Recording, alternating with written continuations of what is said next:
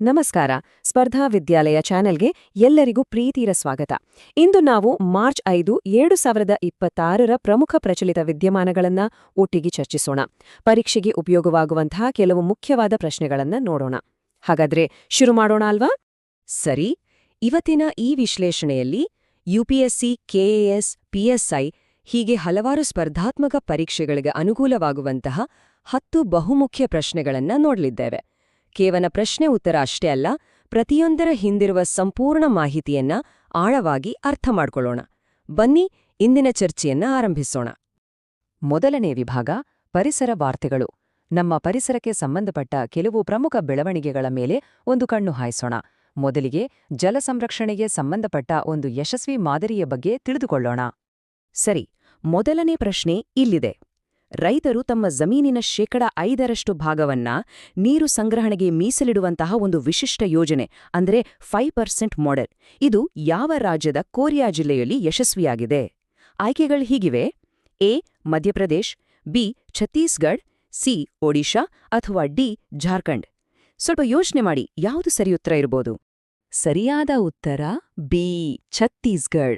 ಜಲಶಕ್ತಿ ಸಚಿವಾಲಯದ ವರದಿಯ ಪ್ರಕಾರ ಈ ಮಾಡೆಲ್ ಛತ್ತೀಸ್ಗಢದ ಕೋರಿಯಾ ಜಿಲ್ಲೆಯಲ್ಲಿ ಅದ್ಭುತ ಯಶಸ್ಸು ಕಂಡಿದೆ. ಆವಾ ಪಾನಿ ಜೋಕಿ ಅನ್ನೋ ಚಳುವಳಿಯ ಭಾಗವಾಗಿ ರೈತರೇ ಸ್ವೈಚ್ಛೆಯಿಂದ ತಮ್ಮ ಜಮೀನಿನಲ್ಲಿ ಸಣ್ಣ ಸಣ್ಣ ಕೆರೆಗಳನ್ನ ನಿರ್ಮಿಸಿದ್ದಾರೆ. ಇದರ ಪರಿಣಾಮ ಎಷ್ಟೊಂದು ಚೆನ್ನಾಗಿದೆ ನೋಡಿ. ಭೂಗರ್ಭ ಜಲದ ಮಟ್ಟ 3-4 ಮೀಟರ್ ಹೆಚ್ಚಾಗಿದೆ. ಅಷ್ಟೇ ಅಲ್ಲ, ಕೃಷಿ ಬಿಟ್ಟು ಬೇರೆಡೆ ವಲಸೆ ಹೋಗೋರ್ ಸಂಖ್ಯೆ 20% ಕಡಿಮೆ ಆಗಿದೆ. ಇದರಲ್ಲಿ ನೀರ್ ನಾಯ್ಕಾಸ್ ಅನ್ನೋ ಮಹಿಳಾ ಗುಂಪುಗಳು ಮತ್ತು ಜಲದೂತ್ಸ್ ಅನ್ನೋ ಯುವಕರ ಪಾತ್ರ ಇದೆಯಲ್ಲ, ಅದು ನಿಜಕ್ಕೂ ಪ್ರಶಂಸನೀಯ. ಓಕೆ, ಈಗ ನಮ್ಮ ಮುಂದಿನ ಪ್ರಶ್ನೆಗೆ ಹೋಗೋಣ.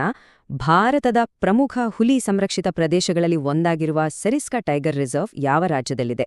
ಆಯ್ಕೆಗಳು ಹೀಗಿವೆ: A Gujarat, B Madhya Pradesh, C Rajasthan ಅಥವಾ ಡಿ ಮಹಾರಾಷ್ಟ್ರ.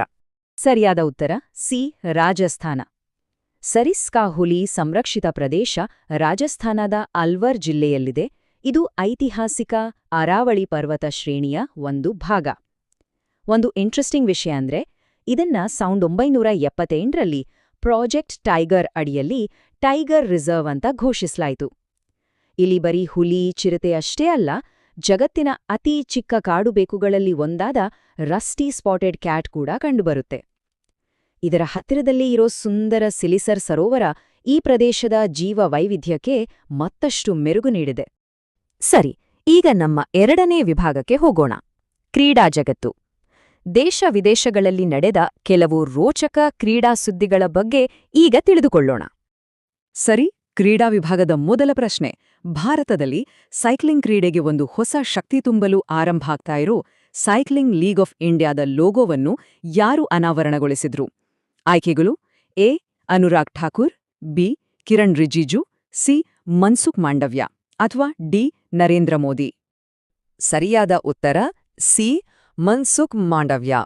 ಕೇಂದ್ರ ಯುವ ವ್ಯವಹಾರಗಳು ಮತ್ತು ಕ್ರೀಡಾ ಸಚಿವರಾದ ಇವರು ಈ ಲೋಗೋವನ್ನ ಅನಾವರಣ ಮಾಡಿದ್ದಾರೆ. ಇದರ ವಿಶೇಷತೆ ಏನ್ ಗೊತ್ತಾ? ಇದು ಇಡೀ ವಿಶ್ವದಲ್ಲೇ ಮೊದಲ ಫ್ರಾಂಚೈಸಿ ಆಧಾರಿತ ರೋಡ್ ಸೈಕ್ಲಿಂಗ್ ಲೀಗ್. ಇದರಲ್ಲಿ ಒಟ್ಟು 8 ತಂಡಗಳಿರ್ತವೆ ಮತ್ತೆ ಅಂತಾರಾಷ್ಟ್ರೀಯ ಆಟಗಾರರಿಗೂ ಅವಕಾಶ ಇರೋದ್ರಿಂದ ನಮ್ಮ ದೇಶದ ಯುವ ಸೈಕ್ಲಿಸ್ಟ್ಗಳಿಗೆ ಜಾಗತಿಕ ಮಟ್ಟದ ಅನುಭವ ಸಿಗೋದಕ್ಕೆ ಇದೊಂದು ಅತ್ಯುತ್ತಮ ವೇದಿಕೆಯಾಗಿದೆ. ಮುಂದಿನ ಪ್ರಶ್ನೆ ಬಾಕ್ಸಿಂಗ್ ಬಗ್ಗೆದೆ. ಯುವ ಪ್ರತಿಭೆಗಳಿಗಾಗಿ ನಡೆಯುವ ವಿಶ್ವ ಬಾಕ್ಸಿಂಗ್ ಫ್ಯೂಚರ್ಸ್ ಕಪ್ 2026 ಪಂದ್ಯಾವಳಿಯ ಆತಿಥ್ಯವನ್ನ ಯಾವ ದೇಶ ವಹಿಸಿಕೊಂಡಿದೆ? ಆಯ್ಕೆಗಳು: A Indonesia, B Thailand, C Malaysia ಅಥವಾ ಡಿ ಸಿಂಗಪೂರ್. ಸರಿಯಾದ ಉತ್ತರ ಬಿ ಥಾಯ್ಲೆಂಡ್. ಈ ಪ್ರತಿಷ್ಠಿತ ಪಂದ್ಯಾವಳಿ ಥಾಯ್ಲೆಂಡ್ನ ರಾಜಧಾನಿ ಬ್ಯಾಂಕಾಕ್ನಲ್ಲಿ ನಡೆಯಲಿದೆ. ನಮ್ಮ ಭಾರತೀಯ ಯುವ ಬಾಕ್ಸಿಂಗ್ ತಂಡ ಕೂಡ ಇದರಲ್ಲಿ ಭಾಗವಹಿಸುತ್ತಿದೆ. ಇದು ಕೇವಲ ಒಂದು ಟೂರ್ನಮೆಂಟ್ ಅಲ್ಲ, ನಮ್ಮ ಯುವ ಬಾಕ್ಸರ್ಗಳಿಗೆ ಅಂತಾರಾಷ್ಟ್ರೀಯ ಅನುಭವ ನೀಡಿ ಮುಂಬರುವ ಯೂತ್ ಒಲಿಂಪಿಕ್ಸ್ಗೆ ಅವರನ್ನ ಸಿದ್ಧಪಡಿಸುವ ಒಂದು ಪ್ರಮುಖ ಹೆಜ್ಜೆ ಅಂತಾನೆ ಹೇಳಬಹುದು. ಈಗ ಭಾರತೀಯ ಕ್ರೀಡೆಗೆ ಸಂದ ಒಂದು ದೊಡ್ಡ ಗೌರವದ ಬಗ್ಗೆ ನೋಡೋಣ. ಕ್ರೀಡಾ ಕ್ಷೇತ್ರದ ಆಸ್ಕರ್ ಅಂತಾನೆ ಕರೆಯಲಾಗುವ ಪ್ರತಿಷ್ಠಿತ ಲಾರಿಯಾಸ್ ವಿಶ್ವ ಕ್ರೀಡಾ ಪ್ರಶಸ್ತಿಯ world team of the year ವಿಭಾಗಕ್ಕೆ ನಾಮಿನೇಟ್ ಆಗಿರೋ ಭಾರತೀಯ ತಂಡ ಯಾವುದು? ಎ ಪುರುಷರ ಕ್ರಿಕೆಟ್ ತಂಡ, ಬಿ ಮಹಿಳಾ ಹಾಕಿ ತಂಡ, ಸಿ ಮಹಿಳಾ ಕ್ರಿಕೆಟ್ ತಂಡ ಅಥವಾ ಡಿ ಮಹಿಳಾ ಫುಟ್ಬಾಲ್ ತಂಡ. ಸರಿಯಾದ ಉತ್ತರ ಸಿ ಭಾರತೀಯ ಮಹಿಳಾ ಕ್ರಿಕೆಟ್ ತಂಡ. ಇದು ನಿಜಕ್ಕೂ ಒಂದು ಐತಿಹಾಸಿಕ ಕ್ಷಣ ಅಲ್ವಾ? 2025ರಲ್ಲಿ ಐಸಿಸಿ ವಿಶ್ವಕಪ್ ಗೆದ್ದ ನಮ್ಮ ಮಹಿಳಾ ತಂಡದ ಅದ್ಭುತ ಪ್ರದರ್ಶನಕ್ಕೆ ಈ ಗೌರವ ಸಿಕ್ಕಿದೆ. ಇದರಲ್ಲಿ ಅತಿ ಮುಖ್ಯವಾದ ಅಂಶ ಅಂದ್ರೆ ಲಾರಿಯಸ್ ಪ್ರಶಸ್ತಿಗೆ ನಾಮಿನೇಟ್ ಆದ ವಿಶ್ವದ ಮೊದಲ ಮಹಿಳಾ ಕ್ರಿಕೆಟ್ ತಂಡ ನಮ್ಮದು. ಇದು ಭಾರತದ ಕ್ರೀಡಾ ಇತಿಹಾಸದಲ್ಲಿ ಒಂದು ಸುವರ್ಣಾಕ್ಷರಗಳಲ್ಲಿ ಬರೆದಿಡುವಂತಹ ಸಾಧನೆ. ಸರಿ, ಈಗ ನಮ್ಮ 3ನೇ ವಿಭಾಗಕ್ಕೆ ಹೋಗೋಣ. ವಿಜ್ಞಾನ ಮತ್ತು ತಂತ್ರಜ್ಞಾನ. ನಮ್ಮ ಬದುಕನ್ನೇ ಬದಲಿಸುತ್ತಿರುವ ಕೆಲವು ಅದ್ಭುತ ಆವಿಷ್ಕಾರಗಳು ಮತ್ತು ತಾಂತ್ರಿಕ ಬೆಳವಣಿಗೆಗಳ ಬಗ್ಗೆ ತಿಳಿದುಕೊಳ್ಳೋಣ ಬನ್ನಿ. ಕೃಷಿ ಮತ್ತು ವೈದ್ಯಕೀಯ ಕ್ಷೇತ್ರಗಳನ್ನ ಒಂದೆಡೆ ಸೇರಿಸುವ ಒಂದು ಹೊಸ ಡಿಜಿಟಲ್ ಪ್ಲಾಟ್ಫಾರ್ಮ್ ಬಗ್ಗೆ ಮುಂದಿನ ಪ್ರಶ್ನೆ. ಇ-ಚಾರಕ್ ಅನ್ನೋ ಪೋರ್ಟಲ್ ಅನ್ನು ಯಾವ ಸಂಸ್ಥೆ ಆರಂಭಿಸಿದೆ? ಆಯ್ಕೆಗಳು: ಎ. ಕೃಷಿ ಸಚಿವಾಲಯ, ಬಿ. ರಾಷ್ಟ್ರೀಯ ಔಷಧೀಯ ಸಸ್ಯ ಮಂಡಳಿ, ಸಿ. ಐಸಿಎಂಆರ್ ಅಥವಾ ಡಿ. ವಾಣಿಜ್ಯ ಸಚಿವಾಲಯ. ಸರಿಯಾದ ಉತ್ತರ ಬಿ. ರಾಷ್ಟ್ರೀಯ ಔಷಧೀಯ ಸಸ್ಯ ಮಂಡಳಿ. ಆಯುಷ್ ಸಚಿವಾಲಯದ ಅಡಿಯಲ್ಲಿ ಬರುವ ಈ ಸಂಸ್ಥೆ ಔಷಧೀಯ ಸಸ್ಯಗಳನ್ನ ಬೆಳೆಯೋ ರೈತರಿಗಾಗಿ ಒಂದು ಡಿಜಿಟಲ್ ಮಾರುಕಟ್ಟೆಯನ್ನೇ ಸೃಷ್ಟಿಸಿದೆ.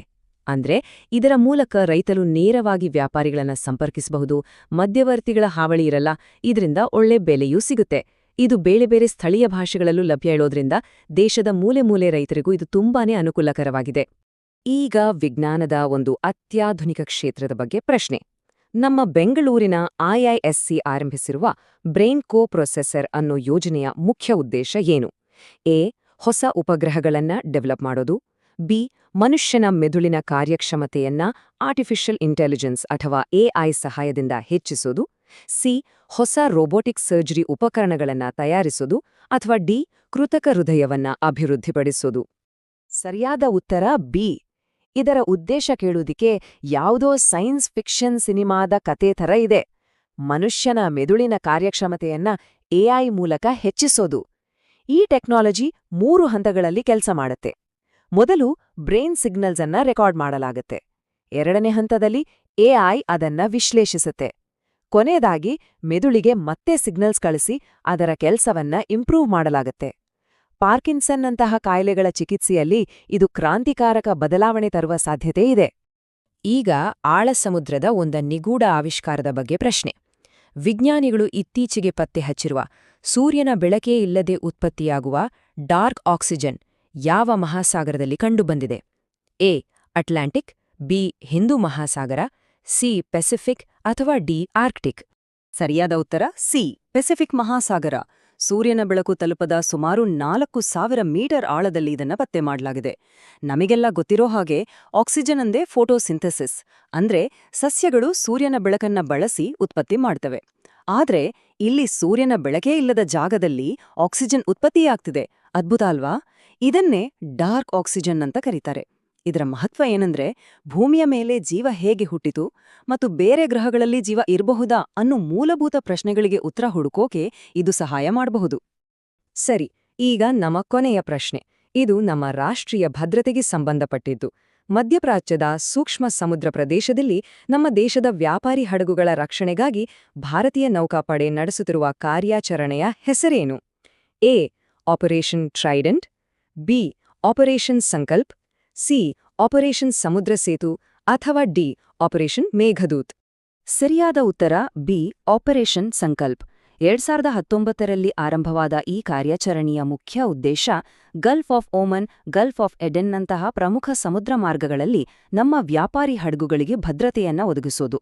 ಇದು ಕೇವಲ ಕಡಲ್ಗಳ್ಳತನವನ್ನ ತಡೆಯೋದು ಮಾತ್ರ ಅಲ್ಲ, ಅಗತ್ಯ ಬಿದ್ದಾಗ ಮಾನವೀಯ ಸಹಾಯವನ್ನು ಮಾಡುವ ಮೂಲಕ ನಮ್ಮ ನೌಕಾಪಡೆ ಆ ಪ್ರದೇಶದಲ್ಲಿ ಸ್ಥಿರತೆ ಕಾಪಾಡಲು ಸಹಾಯ ಮಾಡ್ತಾ ಇದೆ. ಸರಿ, ನಾವು ಚರ್ಚಿಸಿದ ವಿಷಯಗಳನ್ನ ಒಮ್ಮೆ ಬೇಗನೆ ಪುನರಾವಲೋಕನ ಮಾಡೋಣ. ಪ್ರಮುಖಾಂಶಗಳು ಹೀಗಿವೆ. ಆಕ್ಸೆಸಿಬಲ್ ಇಂಡಿಯಾ ಅಭಿಯಾನ ಅಂಗವಿಕಲರಿಗೆ ಸುಲಭ ಪ್ರವೇಶ ಕಲ್ಪಿಸುವ ಗುರಿ ಹೊಂದಿದೆ. ವಿಶ್ವ ಬ್ಯಾಂಕ್ ಭಾರತದ ಜಿಡಿಪಿ ಬೆಳವಣಿಗೆಯನ್ನ 6.5% ಎಂದು ಅಂದಾಜಿಸಿದೆ. ಹಾಗೂ ನೌಕಾ ದಿನವನ್ನ ಡಿಸೆಂಬರ್ 4ರಂದು ಆಚರಿಸಲಾಗುತ್ತದೆ. ಈ ಅಂಶಗಳನ್ನ ನೆನಪಿನಲ್ಲಿಟ್ಕೊಳ್ಳಿ. ಇಲ್ಲಿಗೆ ನಮ್ಮ ಇವತ್ತಿನ ವಿಶ್ಲೇಷಣೆ ಮುಗೀತು. ಆದ್ರೆ ಹೋಗೋ ಮುನ್ನ ನಿಮಗೊಂದು ಪ್ರಶ್ನೆ. ಭಾರತವು ತನ್ನ ವಾಯುಭದ್ರತೆಯನ್ನ ಮತ್ತಷ್ಟು ಬಲಪಡಿಸಲು ರಷ್ಯಾದಿಂದ ಎಷ್ಟು ಹೆಚ್ಚುವರಿ S-400 ಸ್ಕ್ವಾಡ್ರನ್ಗಳನ್ನ ಖರೀದಿಸಲು ಯೋಜನೆ ಹಾಕಿಕೊಂಡಿದೆ? ನಿಮ್ಮ ಉತ್ತರ ಏನಂತ ಕೆಳಗಿನ ಕಮೆಂಟ್ ವಿಭಾಗದಲ್ಲಿ ಖಂಡಿತ ತಿಳಿಸಿ. ಇವತ್ತಿನ ಈ ಚರ್ಚೆಯಲ್ಲಿ ಭಾಗವಹಿಸಿದ್ದಕ್ಕಾಗಿ ಧನ್ಯವಾದಗಳು. ಮುಂದಿನ ವಿಶ್ಲೇಷಣೆಯಲ್ಲಿ ಮತ್ತೆ ಭೇಟಿಯಾಗೋಣ.